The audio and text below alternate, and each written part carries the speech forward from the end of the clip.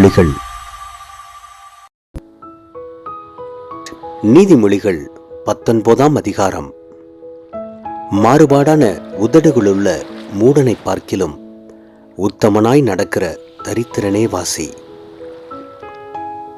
ஆத்துமா அறிவில்லாமல் இருப்பது நல்லதல்ல, கால் துரிதமானவன் தப்பி நடக்கிறான்.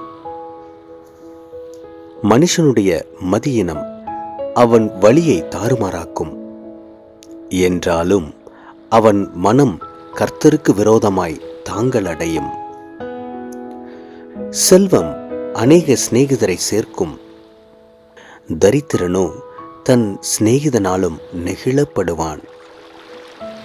பொய் சாட்சிக்காரன் ஆக்கினைக்கு தப்பான், பொய்களை பேசுகிறவனும் தப்புவதில்லை. பிரபுவின் தயையை அநேகர் வருந்தி கேட்பார்கள், கொடை கொடுக்கிறவனுக்கு எவனும் சிநேகிதன்.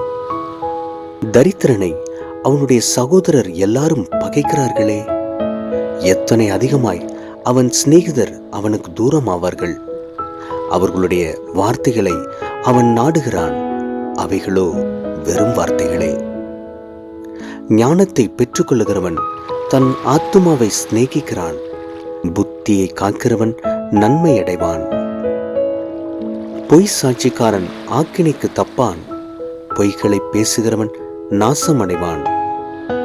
மூடனுக்கு செல்வம் தகாது, பிரபுக்களை ஆண்டு கொள்வது மூடனுக்கு எவ்வளவேனும் தகாது. மனுஷனுடைய விவேகம் அவன் கோபத்தை அடக்கும், குற்றத்தை மன்னிப்பது அவனுக்கு மகிமை. ராஜாவின் கோபம் சிங்கத்தின் கர்ச்சிப்புக்கு சமானம், அவனுடைய தயை புல்லின் மேல் பெய்யும் பனி போல் இருக்கும். மூடனாகிய மகன் தன் தகப்பனுக்கு மிகுந்த துக்கம், மனைவியின் சண்டைகள் ஓயாத ஒழுக்கு. வீடும் ஆஸ்தியும் பிதாக்கள் வைக்கும் சுதந்திரம், புத்தியுள்ள மனைவியோ கர்த்தர் அருளும் ஈவு. சோம்பல் தூங்கி விழப்பண்ணும், அசதியானவன் பட்டினியாயிருப்பான். கட்டளையை காத்து கொள்ளுகிறவன் தன் ஆத்துமாவை காக்கிறான், தன் வழிகளை அவமதிக்கிறவன் சாவான். ஏழைக்கு இறங்குகிறவன் கர்த்தருக்கு கடன் கொடுக்கிறான், அவன் கொடுத்ததை அவர் திரும்ப கொடுப்பார். நம்பிக்கை இருக்கும் மட்டும் உன் மகனை சிச்சை செய், ஆனாலும் அவனை கொல்ல உன் ஆத்துமாவை எழும்ப ஒட்டாதே. கடும் கோபி ஆக்கினைக்குள்ளாவான், நீ அவனை தப்புவித்தால் திரும்பவும் தப்புவிக்க வேண்டியதாய் வரும். உன் அந்நிய காலத்தில் நீ ஞானமுள்ளவனாய் இருக்கும்படி ஆலோசனையை கேட்டு புத்திமதியை ஏற்றுக்கொள். மனுஷனுடைய இருதயத்தின் எண்ணங்கள் அநேகம், ஆனாலும் கர்த்தருடைய யோசனையோ நிலை நிற்கும்.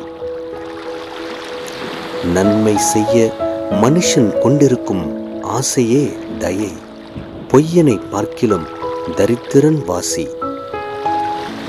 கர்த்தருக்கு பயப்படுதல் ஜீவனுக்கு எதுவானது, அதை அடைந்தவன் திருப்தி அடைந்து நிலைத்திருப்பான், தீமை அவனை அணுகாது.